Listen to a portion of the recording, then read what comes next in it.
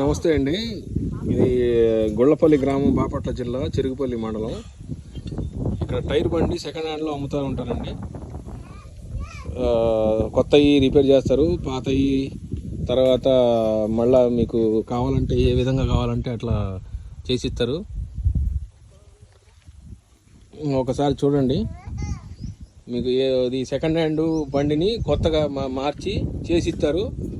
బండి second hand బండి 45,000 నుంచి 50,000 దాకా ఖర్చు వస్తుంది. కొత్త ఖర్చు. కొత్తదైతే మీకు 1,20,000 రూపాయలు కొత్త బండి తయారు చేసిస్తారు. దాదాపుగా ఒక వారం రోజులు టైం పట్టిద్ది. చూడండి,